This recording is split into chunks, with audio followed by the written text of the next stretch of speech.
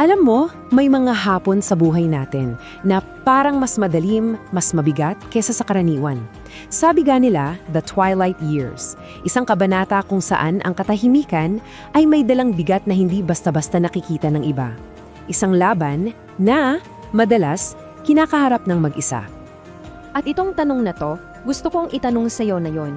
Pakiramdam mo ba na para kang dahan-dahang nalulunod sa isang malawak na karagatan ng lungkot at hindi mo na alam kung paano ka aahon?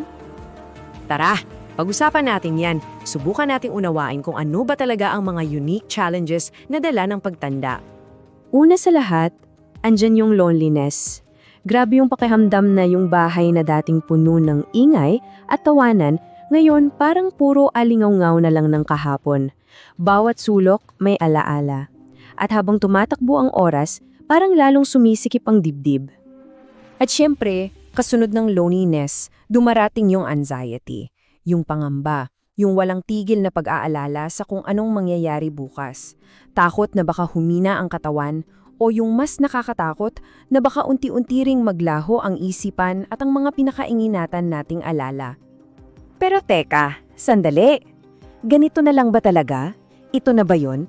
Hahayaan na lang ba nating lamunin tayo ng dilim? O baka naman may magagawa pa tayo para mahanap ulit yung liwanag?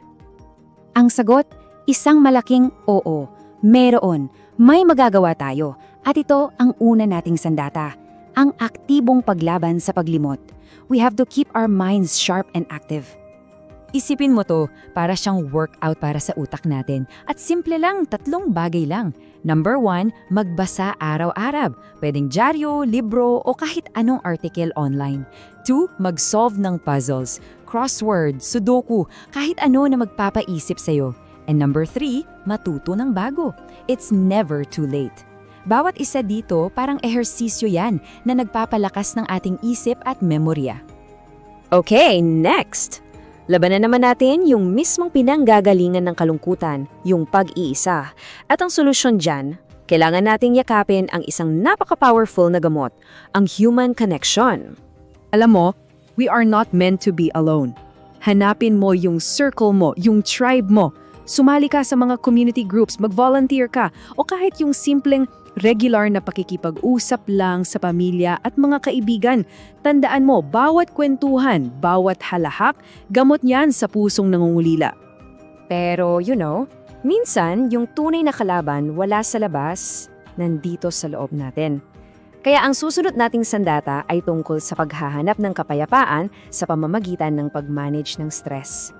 Tingnan mo yung pagkakaiba. Sa kaliwa, gulo. Isang buhay na walang schedule kung saan yung isip mo laging puno ng mga what if. Sa kanan naman, kalma. Isang buhay na may simpleng routine. May oras sa pagkain, sa pahinga, sa libangan. At yan, nagbibigay ng mental clarity.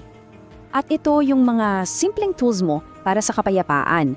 Meditation kahit 5 minuto lang araw-araw. Mga deep breathing exercises. At yung simpleng daily routine na pinag-usapan natin. Simple lang sila pero they are incredibly powerful. Pero alam ko, naiintindihan ko, paano kung nasubukan mo na ang lahat? Paano kung yung bigat na nararamdaman mo ay sobra-sobra na at pakiramdam mo bibigay ka na? Dito pumapasok yung pinakamatapang na hakbang na pwede mong gawin. Yung pag-amin sa sarili mo na kailangan mo ng tulong. Tandaan mo sana to. Seeking help is not a weakness. It is a sign of strength. Pakinggan mo tong mabuti. Ang paghingi ng tulong ay tanda ng katapangan, hindi kahinaan. Uulitin ko para sa'yo. It is a sign of courage, not weakness. Please, ipangako mo sa sarili mo na tatandaan mo yan. At isang napaka-importanteng paalala. Lahat ng pinag-uusapan natin dito ay for informational purposes lamang po. Hindi ito para mag-diagnose ng kahit sino. Kaya napakahalaga na kumonsulta kayo sa inyong doktor o sa isang mental health professional para sa tama at personal na gabay. Please, talk to your doctor. So ito na ngayon ang ating mga sandata. Isang isip na aktibo, mga koneksyon sa ibang tao, kapayapaan sa puso, at ang lakas ng loob na humingi ng tulong. Hawakan mo ang mga ito.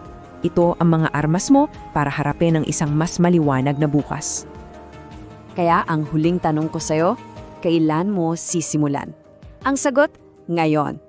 Take that first small step. Hindi para sa ibang tao, kundi para sa'yo. Dahil you deserve to be happy. You deserve peace. You deserve liwanag. Thank you for watching Carl Priza. Don't forget to like, share, and subscribe for more practical health tips. Stay informed, stay healthy.